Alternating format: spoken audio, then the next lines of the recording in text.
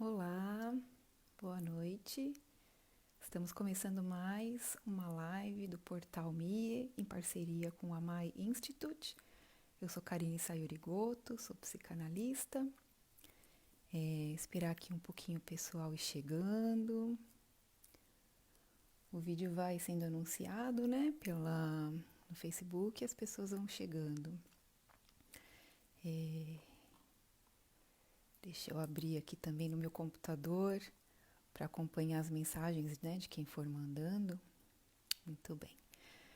8h30, hoje, dezembro, é a nossa penúltima live e com um tema um tanto quanto abrangente, mas um tema também um pouco mais aberto para que vocês possam mandar mensagens, né? E a gente fazer um bate-papo, como a gente costuma fazer.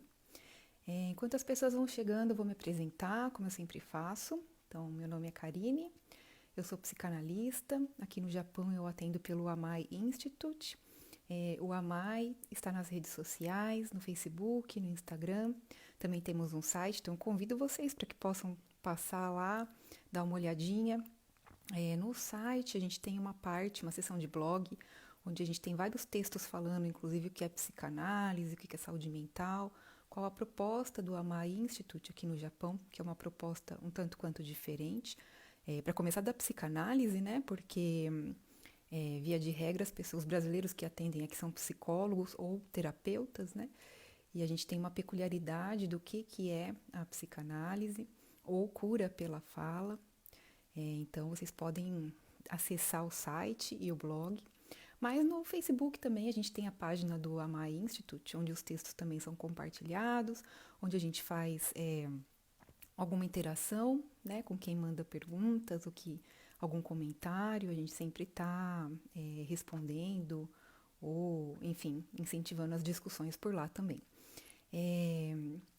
Há também uma novidade, essa é a nossa penúltima live, mas o ano que vem a gente vai intensificar as lives, não só pelo portal MIE, mas pelo próprio Amai Institute, trazendo vários temas diferentes, ainda que tratando sobre saúde mental no contexto do trabalho, do Japão, das relações, da psicanálise e estratégias alternativas de cuidado com a saúde mental. Então, se vocês se interessam pelo tema ou passam por algum tipo de sofrimento, ou tem alguém que passa, né? Porque, afinal de contas, aqui no Japão, a gente sabe que é uma realidade bastante difícil e que, via de regra, os brasileiros aqui estão bastante expostos a um cotidiano que é adoecedor.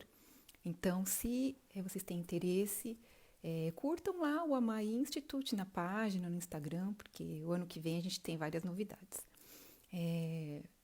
Então, eu estou aqui no Japão, né, faz algum tempo, mas eu tive a minha trajetória acadêmica e de trabalho no Brasil. Eu sou formada em psicologia pela Unesp, trabalhei muitos anos em serviços públicos, como unidades básicas de saúde, CRAS, equipamentos da saúde mental, trabalhando com casos difíceis. E sou pesquisadora também, né? Sou mestre em saúde mental pela própria Unesp. E durante esses anos todos eu tenho feito pesquisas na área da psicanálise, do mundo do trabalho, da saúde mental, da atenção psicossocial, enfim. Só para vocês poderem me conhecer um pouco, eu tenho uma trajetória então que é já de algum tempo, tanto como trabalhadora, mas também como acadêmica, né? E uma coisa para mim não está descolada da outra. O que a gente vê lá na prática, né, no serviço, nos atendimentos, a gente pode depois fazer esse trabalho de reflexão acadêmica, científica, a partir desses trabalhos. Enfim, aqui no Japão, então, eu atendo pelo Amai Institute e tenho feito algumas reflexões, inclusive, que são a respeito do que é o brasileiro aqui, né? E cada vez que eu venho aqui para discutir com vocês também para ouvi-los, né? Do que é esse contexto. Claro que eu também tenho a minha experiência aqui, mas isso se trata de uma questão mais abrangente. Então, hoje, a nossa proposta da live são os aspectos psíquicos da vida no Japão, o dia a dia do brasileiro e a adaptação no país. Então, isso diz, né, respeito a todos os brasileiros que deixam o Brasil para começar uma vida nova no Japão. Que expectativas são essas e com o que os brasileiros se deparam quando chegam aqui. Acho que isso é uma questão bastante interessante, né? Porque enquanto estamos no Brasil e ainda não temos essa experiência de Japão, a gente imagina uma série de coisas, né? E se a nossa experiência lá no Brasil foi uma experiência de dificuldade financeira, né? Mas também de outros aspectos, de violência, de falta de oportunidade. Então a gente, quando está nesse processo de deixar o Brasil para chegar no Japão, a gente sempre está imaginando como que o Japão vai ser maravilhoso, né? Como a gente vai ter um trabalho aqui que, embora sabendo que o trabalho vai ser um trabalho intenso, né? Mesmo assim, a gente está pensando, bom, mas eu vou me esforçar, eu vou estar lá, vou trabalhar bastante para juntar dinheiro, porque eu tenho meus planos, meus projetos.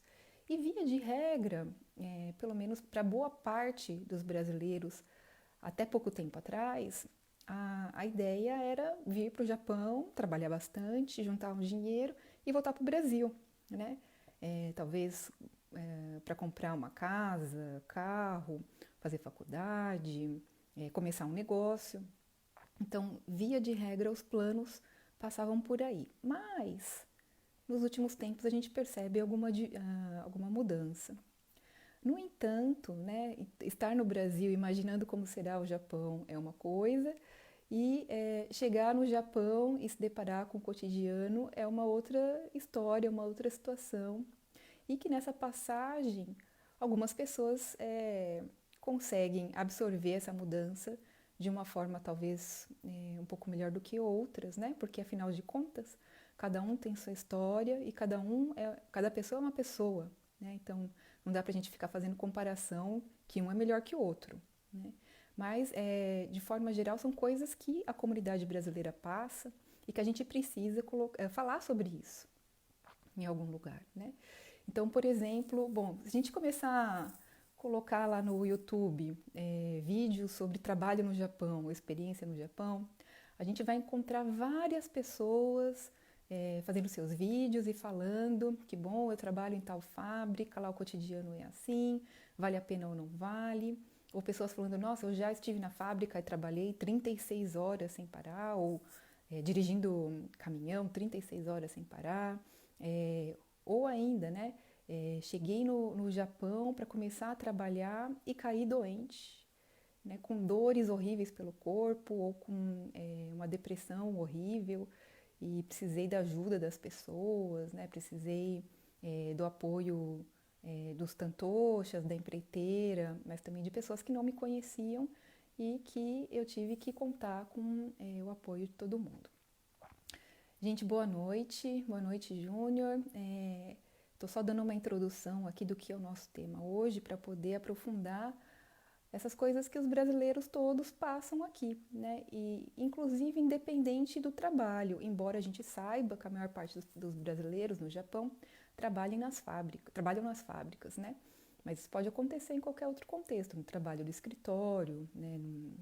Enfim, um trabalho mais especializado. Isso acontece no mundo do trabalho de forma geral. Então, gente, essa nossa introdução, se vocês quiserem já mandar alguma coisa falando da experiência de vocês aqui, como que foi essa passagem do Brasil para o Japão, deixar a família, deixar amigos, tem gente que deixa filhos, né, com a proposta de, bom, os filhos vão ficar um tempo no Brasil e depois eu vou juntar um dinheiro no Japão para poder trazê-los, ou vou voltar ao Brasil para poder buscá-los.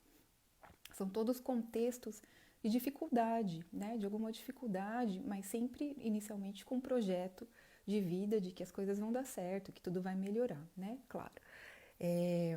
Mas enfim, esse contexto geral, acho que é importante da gente salientar aqui, que embora ele possa se repetir para muitas pessoas no Japão, cada pessoa tem seus recursos para lidar com essa situação e cada pessoa age de uma maneira diferente, porque afinal de contas não somos iguais, né? Cada um tem seu percurso, cada um tem suas marcas na vida e cada um tem um jeito de funcionar. E se de repente para alguns é mais fácil de lidar do que para outros, para quem tem uma certa dificuldade, não se trata de falta de vontade. Se trata de condições materiais e psíquicas que facilitam ou não lidar com as situações. Então, quando a gente se depara com uma determinada pessoa que de repente está passando por uma dificuldade e a gente coloca um juízo moral, né, a gente não está considerando essa realidade psíquica. A gente considera simplesmente uma realidade que acha que é igual para todo mundo, né? Bom, se eu conseguir, por que que ele não consegue? E as coisas não são assim. Então, cada um tem a sua história, cada um tem a sua realidade e tem as suas ferramentas internas para lidar com as situações, né? Então, isso é, logo de princípio, é algo importante para a gente colocar aqui, para a gente não banalizar o sofrimento de ninguém e não banalizar a história das pessoas, né? Visto que, então, cada pessoa é única, né? Tem uma história particular. Bom, mas digam aí vocês que estão assistindo, né? Já tiveram uma situação, como que foi para vocês a passagem, né, do Brasil para o Japão? Foi tranquilo? Vocês conseguiram chegar aqui? Superaram rapidamente deixar o país de origem, né, família, amigos, o trabalho anterior? Isso é importante também, porque muitas pessoas deixam lá no Brasil um trabalho onde tem um certo status, às vezes, né, onde se reconhece pelo trabalho e vem aqui para o Japão para ser trabalhador fabril, que é considerado como um trabalho um tanto quanto descartável, né, que qualquer pessoa pode fazer. Não precisa nem falar japonês, né, algumas vagas. Então, o que é isso, né? Qual que é também o imaginário que se tem no Brasil do que é um trabalhador fabril e o que é um trabalhador fabril aqui no Japão. Enfim, se vocês quiserem comentar, mandem aqui, porque a nossa ideia das lives é poder fazer um bate-papo. Então, e a história de todo mundo é uma história interessante. Bom, acho que é muito particular e eu gosto muito de falar sobre essa questão do trabalho, não só porque de modo comum é algo que me chama a atenção, mas também por uma trajetória de experiência e também de pesquisa, né? O trabalho é algo que define o ser humano, então a gente não pode imaginar que o trabalho é só um aspecto banal da nossa vida, né? A gente se reconhece pelo trabalho e o trabalho ele pode ser, né, no contexto contemporâneo do mundo do trabalho hoje em dia, ele pode ser um lugar muito adoecedor. E como aqui no Japão a gente tem essa realidade de que os brasileiros vêm para trabalhar e trabalhar num lugar muito específico, a gente bate bastante nessa tecla.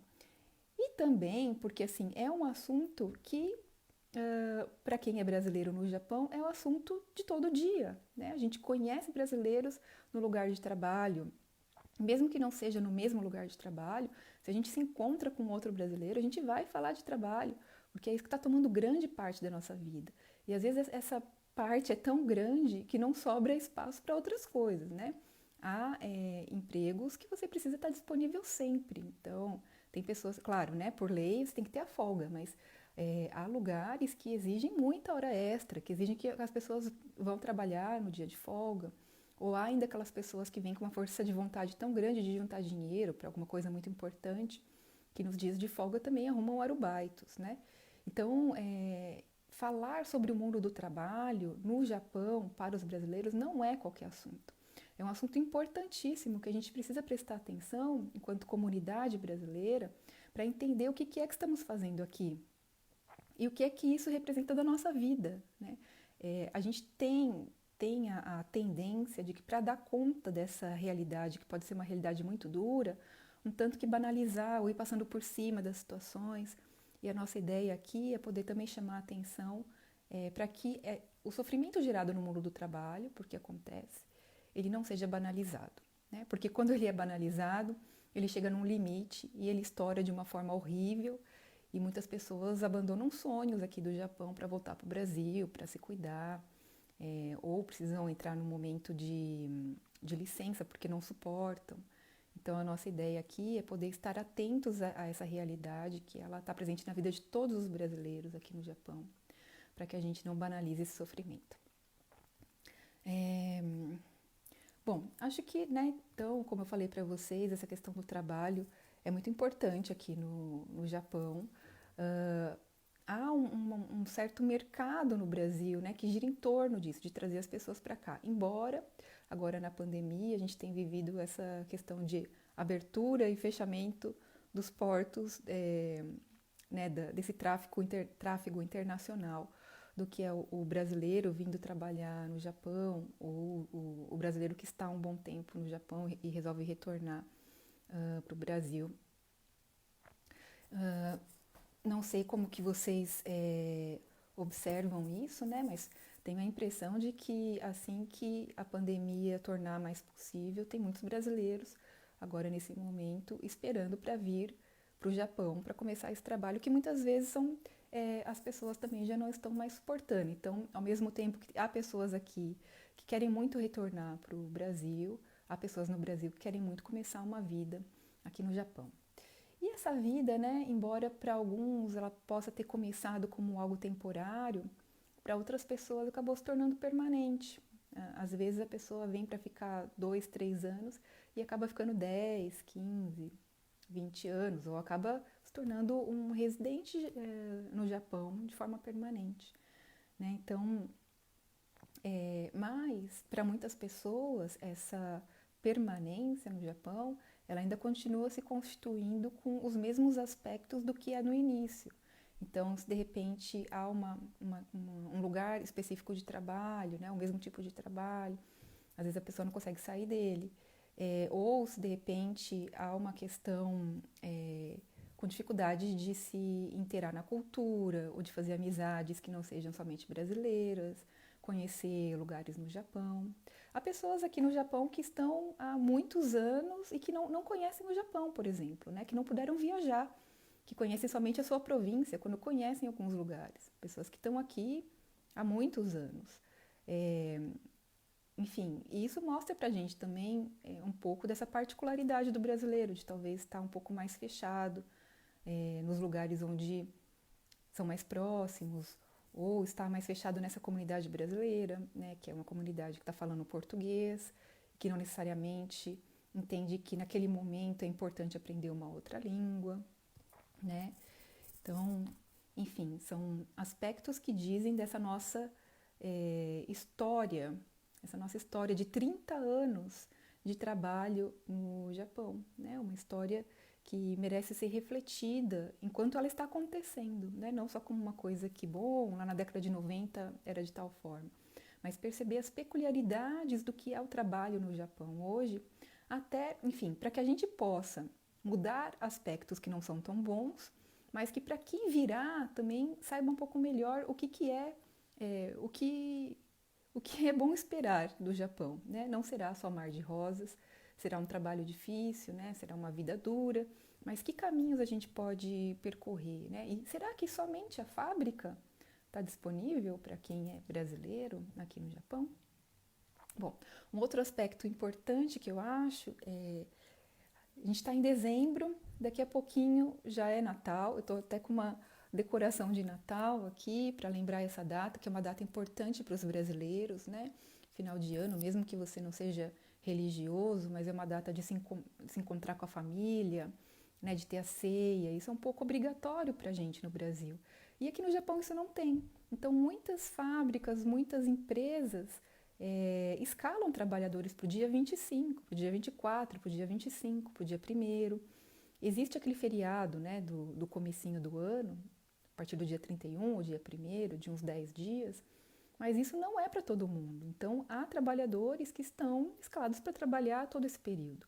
Ou ainda há aqueles, novamente, que mesmo tendo umas férias, né, um feriado do lugar onde ele é contratado, ele aproveita para ter um dinheiro extra num outro trabalho, fazer um arubaito, que de repente precisa guardar dinheiro, precisa mandar para o Brasil, enfim, cada pessoa tem a sua situação, pode ser uma situação mais delicada do que de outra pessoa, né? Mas então, o que é? Mais uma coisa, né? Nesse momento onde no Brasil a gente está com o pensamento de, bom, o ano está terminando, então eu já vou ir mais devagar, vou trabalhar menos, vou trabalhar só até dia 20, né? Até dia 23. Agora as coisas só começam no ano que vem. Aqui no Japão, para algumas pessoas pode ser ininterrupto, né? E como lidar com isso? E como lidar com a saudade também, de quem ficou no Brasil, né? No dia 24, na véspera, as pessoas no Brasil estarão lá fazendo a sua ceia, todo mundo reunido, conversando, sem preocupação de trabalhar no dia seguinte. E aqui no Japão a gente sabe que não é essa a realidade, né? Eu vou aqui dar uma lida que eu vi que chegaram algumas mensagens. Yoshinaga Rafa, que não gosta de viajar e sair de casa, pelo menos olha no Google Maps, no Street View, os lugares bonitos do Japão. Pois é, né? Para muitas pessoas acaba se reduzindo a isso, né? Poder ouvir alguém falar de um lugar bonito e poder, hoje em dia, né? Ir lá no Google Maps e olhar fotos. Mas lembrando que até pouco tempo atrás não existia Google Maps, né? Para muitas pessoas que chegaram aqui no Japão num outro momento, não existia Google Maps. Não era ouvir falar bom, mas como que vai para lá? Tem que pegar trem, Shinkansen, ônibus e, nossa, mas vou me perder, né? Como que eu vou conseguir dar conta de chegar num lugar? Hoje a gente tem um pouco de facilidade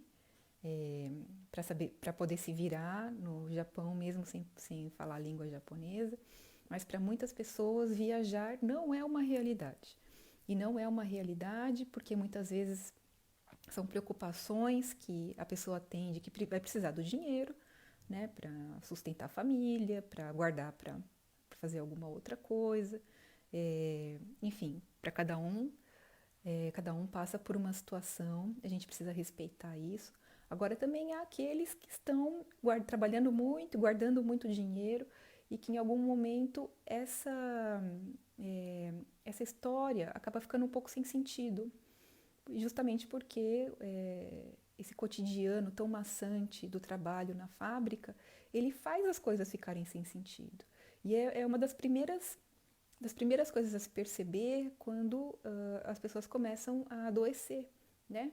Enfim, você está indo todos os dias na mesma fábrica, fazendo o mesmo trabalho, por muitas horas, para quê? Né? O que você fará com o dinheiro que você tá guardando? Né? Aquele momento que você começa a ir no automático e que seu desejo por aquilo que você veio fazer no Japão se perdeu. Então, o que será? Né? O que é a sua vida agora? Talvez essa seja uma boa questão. Você veio para o Japão para poder colocar planos, para poder alcançar planos, né? Alcançar sonhos. Mas nesse momento de trabalho tão repetitivo e tão duro, como que você avalia a sua vida? Né? Você ainda tem isso? O trabalho pode ser tão adoecedor que ele faz justamente as pessoas não conseguirem mais enxergar seus sonhos. Né? Esse é um dado muito importante que a gente tem na psicanálise para poder avaliar como que as pessoas estão. Mas é muito bom viajar, né, Yoshinaga Rafa? Muito bom. Para quem pode, para quem tem essa possibilidade. E muitas vezes não precisa de muito dinheiro, né? Muitas vezes também é de uma dificuldade de outra ordem, de poder achar que pode ser difícil viajar, ou que não vai dar conta, que pode acontecer alguma coisa ruim. E aí, novamente, entra a nossa realidade psíquica, né? Cada um está vivendo a sua realidade interna, que não necessariamente coincide com o que está posto na realidade. E aí que a gente precisa, bom, isso não se muda assim, né? Então, falar uma pessoa, por exemplo, né? Uma pessoa que pode parecer negativa ao olhar dos outros. Fala, nossa, mas aquela pessoa não consegue fazer nada. Tudo para ela é difícil, né?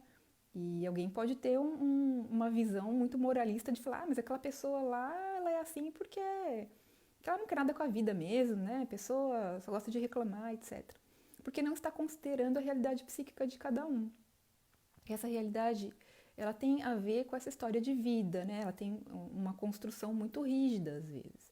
Então, para a pessoa poder entender que ela daquele jeito ela sofre, né? E poder assumir de que há uma possibilidade de mudar, isso é um processo muito intenso, né? E mesmo esse processo de mudança não é qualquer processo. Na psicanálise tem processos de análise pessoal que demoram muitos anos para provocar algum tipo de mudança. E claro, isso é uma particularidade de cada processo de análise e de cada pessoa que passa pela psicanálise, né? Então, poder perceber qual que é seu sintoma, como que é a dinâmica, qual a sua participação, que as questões não são só porque o outro te provocou aquilo, mas que cada um também tem uma participação nessa dinâmica do sofrimento e dos sintomas, né? é um processo demorado, não é qualquer coisa, ele é muito intenso. Deixa eu ver aqui mais umas mensagens.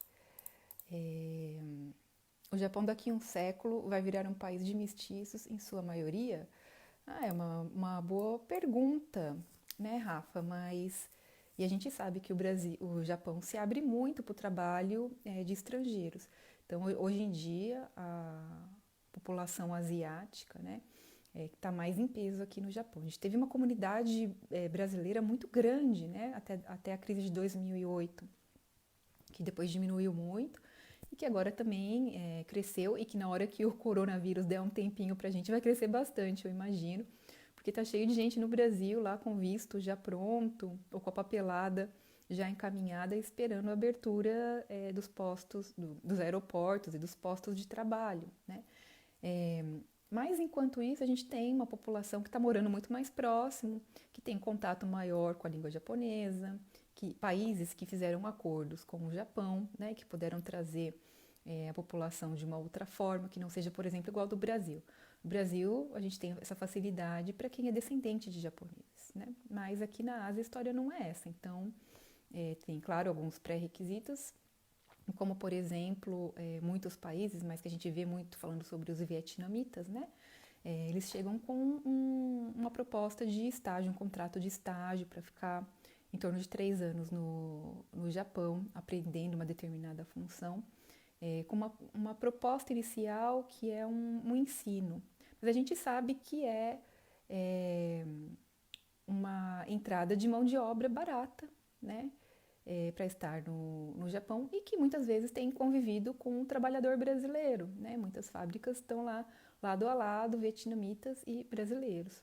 Então, assim, ocupando os mesmos postos de trabalho, fazendo o mesmo trabalho, mas com condições diferentes.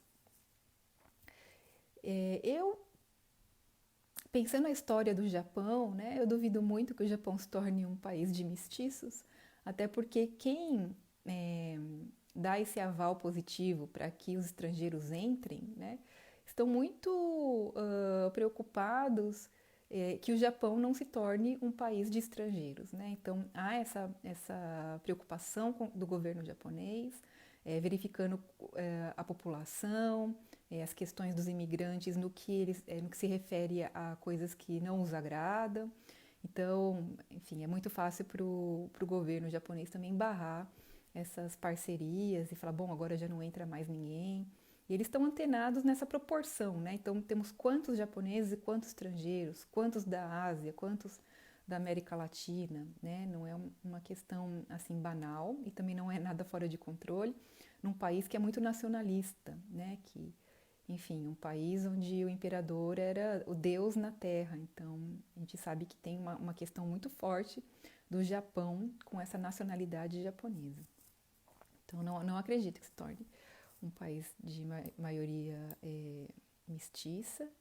E a gente sabe, né, que há bastante preconceito com estrangeiros, embora para a população mais jovem isso acaba não sendo tão intenso, né? Tem japoneses que estão muito mais abertos a conhecer, conversar, se relacionar com estrangeiros, mas muitos japoneses ainda estão bastante fechados nessa ideia da família japonesa, né? De se casar, ter filhos, né? Que isso seja uma família estritamente japonesa. Ou, se de repente é alguém que se interessa por estrangeiros, mas a família às vezes não aceita. Então, a gente sabe que tem bastante isso. Então, em cidades maiores, talvez seja um pouco mais tranquilo, né? Mas, enfim. E a gente sabe também que há tipos de estrangeiros, né? Aqueles que são benquistos e aqueles que nem tanto. Então, o estrangeiro que vem aqui para trabalhar na fábrica não é um estrangeiro bem visto. Agora, o estrangeiro que vem aqui para ocupar cargos de gerência, cargos de engenharia, né, de cargos altos de tecnologia, e são outros tipos de estrangeiros, para os olhos de alguns, né, que claro que denuncia para a gente esse preconceito com o estrangeiro e com o trabalhador que vem aqui tentar uma vida no Japão. Então, é importante que a gente possa pensar nisso, né? O estrangeiro brasileiro no Japão não é a mesma coisa que o estrangeiro europeu no Japão, né? Tem uma diferença grande aí. Você acha que é Banzai Podcast? Eu não conheço esse podcast. Você acha que o comportamento das pessoas mudam de acordo com o ambiente? Então, essa é uma questão que no mundo do trabalho para a gente está até batida, né? A gente tem muito claro isso desde muito tempo, de que, por exemplo, o ambiente de trabalho, de acordo com o tipo de trabalho, muda as pessoas e provoca adoecimento. Muda as pessoas na medida que produz subjetividade, produz modos de ser na vida. A gente tem uma área da psicologia que é a psicologia do trabalho, mas mesmo na psicanálise há essa interlocução muito grande da psicanálise com o mundo do trabalho, com as questões político-econômicas e com o mundo do trabalho contemporâneo, né? Então, é algo que eu venho falando aqui nas lives, porque eu acho que é um tema muito importante para a comunidade brasileira, embora eu tenha vindo aqui a cada 15 dias, né? Bom, também não tem tantas lives assim, algumas lives que a gente tem feito em parceria com o Portal MIE. Essa questão do trabalho repetitivo e o ambiente de trabalho é algo que eu tenho falado bastante, porque, então, aí entramos com uma questão, né? Porque para alguém que trabalha na fábrica, o ambiente que é insalubre, sem janelas, com aquelas máquinas horríveis, né? Um lugar ruim, escuro, que está fazendo o mesmo trabalho todo dia, que já não suporta mais esse ambiente e que já está perdendo, né, o que é esse sonho da vida, por que está aqui no Japão, esse ambiente altamente adoecedor provavelmente vai provocar alguma coisa na pessoa. E se não for um adoecimento, é pelo menos desavença. Então a gente tem que levar em consideração que muita desavença, puxada de tapete, se dar mal, não ter fraternidade, isso vem também dessa relação com o trabalho, né? Claro que há poréns, muitos poréns aí. Então, eu posso ser uma pessoa que posso estar mais atenta, né? E falar, não, estou aqui trabalhando, mas eu estou me dando bem com as pessoas, eu entendo o que elas passam também é difícil, vou relevar algumas situações. E há aqueles que lidam com essa pressão do trabalho de uma forma muito ruim, né? Há pessoas que, de fato, se tornam pessoas muito rancorosas no ambiente de trabalho. E uma outra coisa que eu já pontuei aqui numa outra live é que, embora, se a gente for conversar com um brasileiro que trabalha na fábrica, geralmente, ele vai nos contar de situações ruins entre os brasileiros, né? Ele vai falar, não, porque eu conheci uma pessoa lá que me fez tal coisa, ou conheci gente que era muito puxa-saco de chefe, e se dava bem porque falava japonês. Enfim, a gente tem milhares de histórias, né? E a gente fala de uma comunidade só. E essa comunidade brasileira na internet é uma outra comunidade. Não é uma comunidade que está se atacando e puxando o tapete. É uma comunidade que está se ajudando, né? A gente tem vários grupos aqui no Facebook, que acho que é talvez a mídia social que os brasileiros mais usam. Vários grupos das pessoas dando dicas, se ajudando, enfim, tirando dúvidas. E às vezes são coisas assim, nossa, está acontecendo agora, nesse momento, uma situação na minha vida, preciso que alguém me ajude a traduzir isso. E coloca no grupo e as pessoas se ajudam, né? Não estão ali por interesse de dinheiro ou para prejudicar ninguém. Mas é essa mesma comunidade que está se atacando dentro da fábrica. Então a gente precisa levar em consideração o ambiente de trabalho, o ambiente insalubre, ele é um ambiente que não produz fraternidade, né? Então, ele é um ambiente que atravessa as pessoas e faz com que as pessoas sejam de determinada forma, né? E o trabalho repetitivo também, trabalho sem sentido. Trabalho sem sentido, ele é produtor de subjetividade. Não há dúvidas, a gente sabe disso. E não é nesse século, né? Para quem estuda as questões do trabalho e pode perceber também as mudanças, né? Que a partir de cada período histórico que a gente vive, a mudança no mundo do trabalho, a gente vê que produz coisas diferentes. O trabalho da Revolução Industrial produzia um tipo de sofrimento no trabalhador que é diferente de hoje em dia, né? Hoje a gente está num outro tipo de trabalho, num outro tipo de relação com o trabalho, outro tipo de contrato de trabalho. Então, naquele momento da Revolução Industrial, embora a gente estivesse falando de trabalho repetitivo, era um trabalho especializado, né? O trabalhador ia lá para a fábrica e fazia só uma função. Hoje em dia, o trabalhador sabe um monte de coisa, né? Então, opera 3, 4 máquinas ao mesmo tempo, ou sabe o trabalho de várias linhas de montagem, trabalho de várias posições na linha, né? Então, essa relação com o trabalho junto com o tipo de contrato, que é um contrato muito precarizado, né? Cada vez mais precário, com salário cada vez mais baixo. Isso tudo vai provocando coisas no trabalhador que a gente não pode banalizar.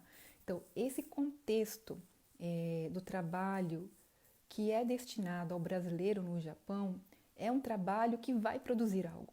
É um trabalho que, via de regra, produz adoecimento, produz sofrimento. Por isso que a gente fala tanto aqui da questão do trabalho no Japão, né? Porque o brasileiro que vem para cá precisa estar avisado disso. Precisa estar avisado disso, inclusive, para saber o que ele vai fazer quando alguma coisa aparecer, quando ele não se sentir bem, né? Para que ele não banalize. Esse modelo industrial é muito ruim mesmo. Acredito que o Japão vai tomar um rumo de automatização dos processos de montagem. O ser humano vai se tornar obsoleto. Então, né, Yoshinaga Rafa. Aí é uma outra questão, né? Se o trabalho assim tá ruim, na hora que substituir todos os trabalhadores por robôs e que ficarmos sem emprego, também não vai ser bom, né? Então a gente entra num dilema. Então, se agora é ruim com o emprego, mas ainda tendo dinheiro, né? A gente tendo algumas estratégias para lidar com esse trabalho e podendo refletir um pouco sobre esse mundo que a gente está, né? Para poder fazer alguma coisa diferente, é melhor do que estar sem trabalho. Né? Imagina, a gente está numa situação aqui onde não tem emprego, não tem dinheiro para o básico, né? Como que a gente se mantém, como que mantém filhos, mantém fundamental para a vida. Então, é muito importante essa questão. E aí, o que a gente vai fazer, né? Será que vamos ficar observando só as máquinas nos substituir? Enquanto comunidade brasileira, 200 mil brasileiros aqui no Japão, o que a gente vai fazer? Né? Só quando substituir a gente voltar para o Brasil também não tem emprego. Então, é uma questão que diz respeito à comunidade. E a nossa intenção aqui é, levantando essas questões, a gente poder perceber que o que me atinge o outro brasileiro também. Né? Então, a gente não está aqui no nível de competição. A gente está aqui para nos fortalecer a comunidade brasileira. Olha só que interessante, né? Os japoneses, então, muitos dos nossos parentes, nossos avós, né? Nossos tataravós para alguns, nossos pais, foram para o Brasil, então os japoneses saíram daqui, foram para o Brasil e construíram essa comunidade que se ajudava, né, claro, numa outra realidade, num outro mundo, né, numa outra vida praticamente, porque esses processos de mudança do nosso mundo se intensificaram muito nos últimos tempos. Então, assim, naquele mundo, né, naquela realidade, os japoneses foram para o Brasil numa situação muito difícil, né? E que aqui no Japão também se prometeu muita coisa boa. Se prometeu riqueza, de que nas árvores caíam dinheiro, né? Porque é um país onde tinha muito trabalho e dava para ficar um ano aqui, enriquecer e voltar para o Japão. Né? O governo japonês fez essa parceria com o governo brasileiro e a propaganda era muito intensa, porque o governo japonês queria se livrar um tanto das pessoas que estavam aqui, num momento muito difícil, onde havia muita pobreza. Então, mandar um pouco da sua população para fora do Japão foi uma forma que o governo japonês entendeu para lidar com essa dificuldade econômica que passava naquela época, né? E claro, os japoneses quando chegaram no Brasil perceberam que não era aquilo que estava prometido, né? Então, chegaram para trabalhar nas lavouras de café, né? Principalmente de café na época do começo da imigração, né? Em fazendas onde não tinha uma infraestrutura mínima, onde não tinha uma casa decente para morar, onde não tinha serviço de saúde perto, onde não tinha nada. Né? Quantos descendentes de japoneses não contam a mesma história, né? De que os avós, os pais chegaram no Brasil e que na hora que viram a situação do lugar onde estariam, queriam voltar correndo para o Japão. Né? Ou pensaram, o que vou fazer? Porque aqui não é possível de morar, né? Em casas caindo aos pedaços, sem nada por perto e muito trabalho pela frente. Então, nesse momento, a comunidade japonesa, ela se apoiou, né? Ela pôde criar esses laços de fraternidade que duram até hoje, que estão ali expressos concretamente no que são os kaikans, né? No que são esses serviços de assistência social, como, por exemplo, o Bunkyo, ou como esses equipamentos de saúde, né? Como lá em São Paulo, né? Eu sou de São Paulo, então o Hospital Santa Cruz, ou o Nipo Brasileiro, né? Essas são expressões concretas do que foi os laços de fraternidade do japonês no Brasil para conseguir suportar uma realidade tão dura. Agora, é claro, a gente volta para cá num contexto que é muito diferente, né? Só que ao invés da gente construir esses laços de apoio para que a gente consiga suportar essa realidade, muitas vezes a realidade que nos ataca faz a gente devolver na mesma moeda. Só que a gente devolve para os nossos conterrâneos, né? Para os brasileiros. Então, tudo isso que eu sofro na fábrica, eu devolvo meio que na mesma moeda, mas para o próprio brasileiro. Então, eu não crio laços de fraternidade e muitas vezes eu crio laços que são de ruptura, né? De puxadas de tapete, de falar mal, de fofoca, de fazer com que aquele que quer mais zangueô não tenha, ou que um grupo fale mal de uma pessoa ou de um outro grupo. Então, claro que aí então eu quero mostrar para vocês que tem uma realidade, que ela vai nos configurando, mas que também falta da gente refletir um pouco o que são esses processos, né? E nós não simplesmente entrar nesse automático e ir reproduzindo essas relações, né? Que não são laços, né? São sempre cortes, rupturas. Mais um pouquinho aqui. Vou voltar aqui. Opa. Só um minutinho aqui. BRX8. Hoje os jovens japoneses nem querem mais trabalhar nas fábricas. Não só hoje, né? Desde a década de 90, por isso que a gente vem.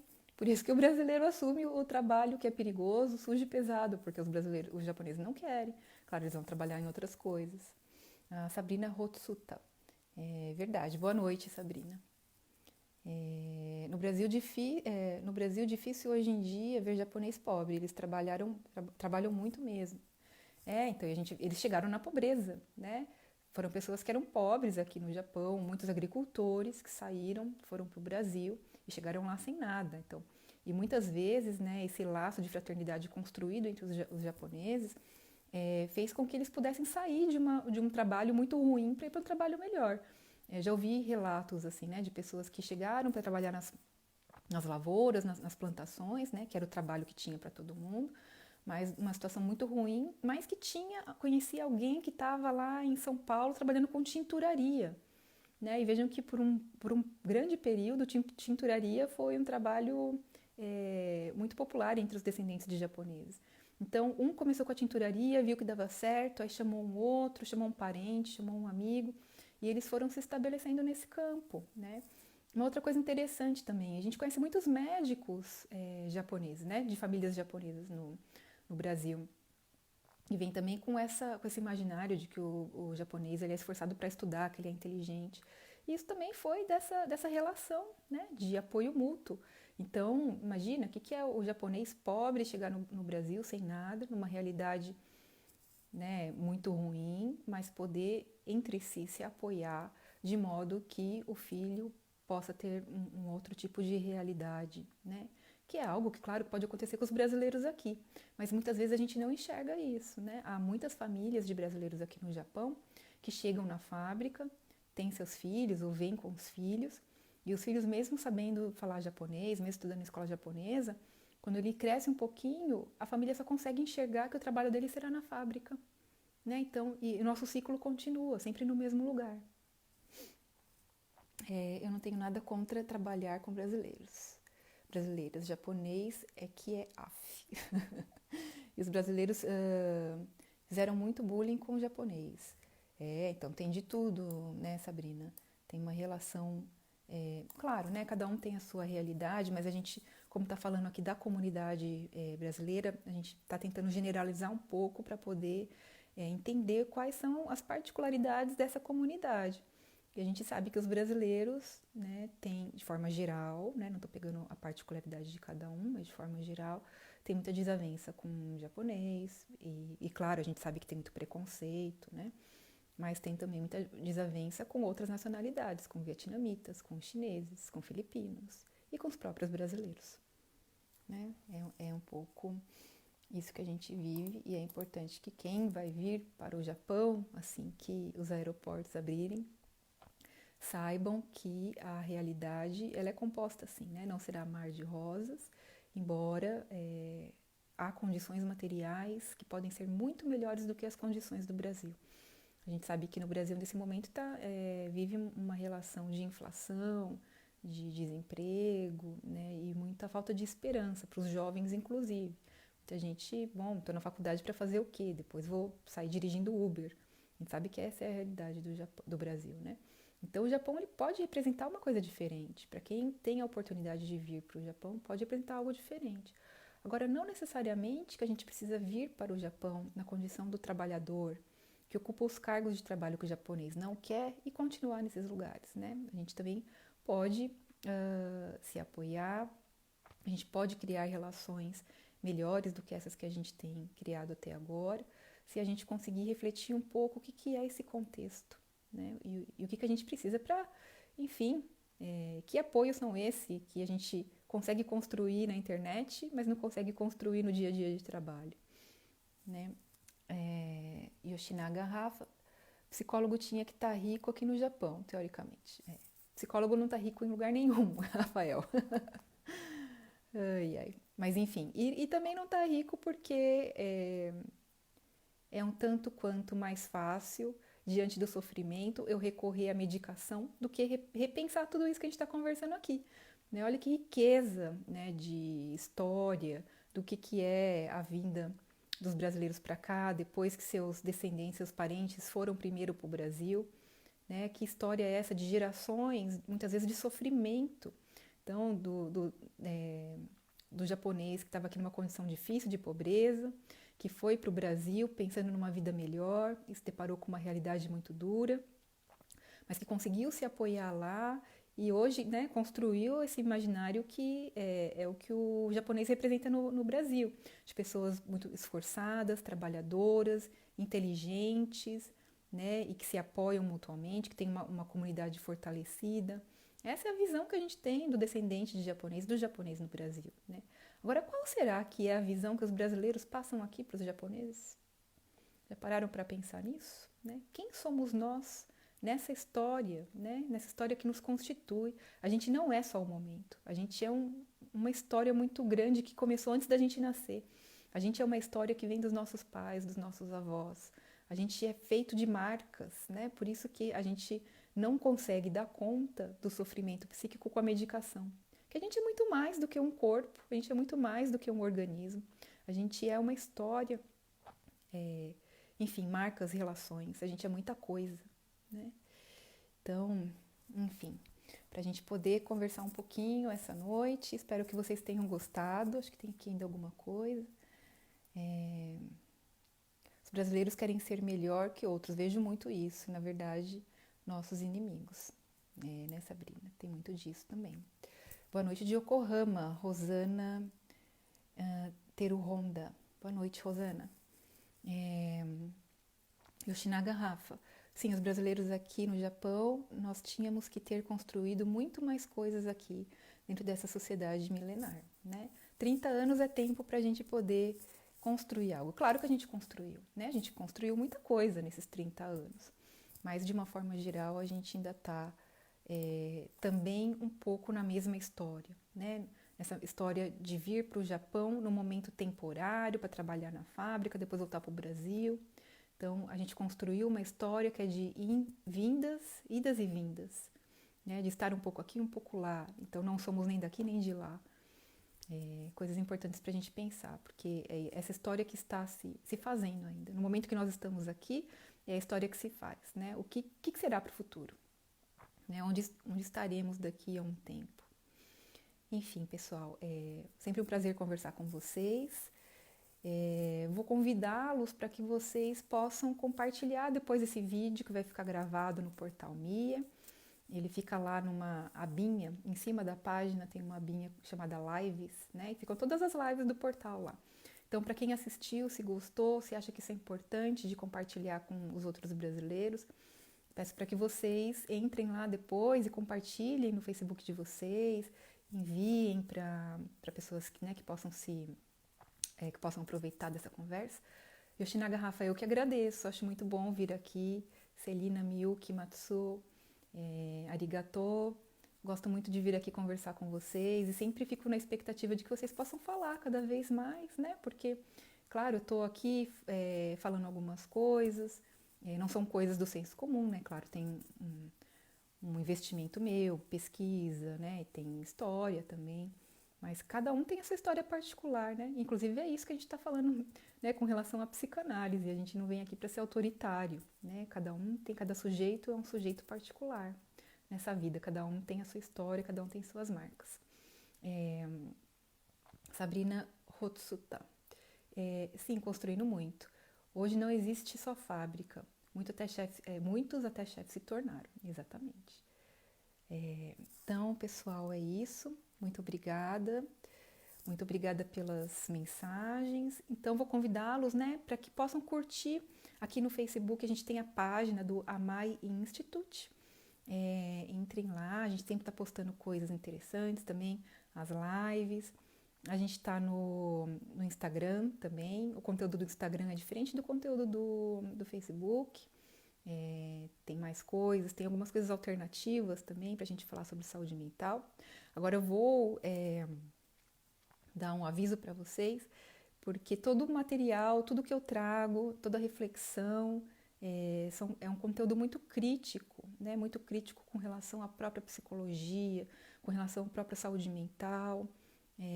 Não é um conteúdo do senso comum. Então, tem muita coisa muito conteúdo que às vezes eu trago que para muita pessoa pode ser bem novidade. Então, também peço para que vocês estejam abertos para conhecer outras coisas. Curtam lá, curtam o vídeo, enviem para as pessoas que vocês conhecem, porque a nossa ideia aqui justamente é fortalecer a comunidade brasileira, trazendo essas questões tão importantes que são questões complexas, né? Olha só quanta coisa, vim com uma proposta de live assim um pouco aberta, olha quanta coisa a gente conversou. Então, assunto pra gente é o que não falta, né? O próximo ano a gente vai começar com lives do Amai Institute, então por isso que eu peço para vocês curtirem lá a página, porque vai ser importante para vocês saberem que temas que a gente vai trabalhar e também é importante para que vocês sugiram, né? Então, como sempre é um bate-papo, tanto aqui no portal Me, mas também lá no Amai Institute, nossa ideia é sempre fazer um bate-papo. Então, espero que vocês possam também enviar sugestões, temas, relatos, enfim, para a gente incrementar o nosso bate-papo que acontece quinzenalmente. Muito obrigada, boa noite e espero vocês daqui 15 dias com a última live do ano, que a gente vai tratar de positividade tóxica. Um tema também super polêmico para algumas pessoas, mas que, enfim, vou trazer também uma experiência clínica, né, do que é essa clínica, o que é autoajuda, o que é essa positividade tóxica diante da psicanálise, tá bom? Até a próxima Sabrina, até a próxima pessoal, boa noite e até daqui 15 dias.